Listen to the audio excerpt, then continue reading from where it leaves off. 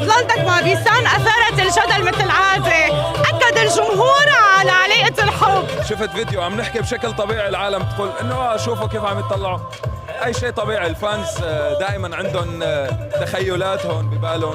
انا بيسان بعزها جدا وهي صديقة مقربة، بس حاليا يعني في شغل وصداقة فقط، يعني ما في اي شيء يعني.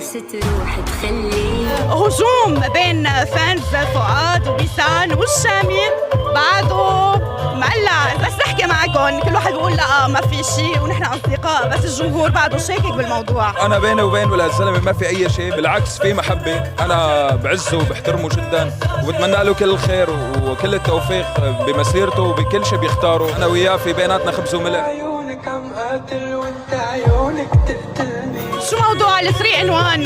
شو ردك؟ ما بعرف، يمكن الزلمه عم يعمل اعلان، ما بعرف. وبالنسبه لإلي اذا كان هو قاصدنا معلش بمون، معلش ما في اي مشكله.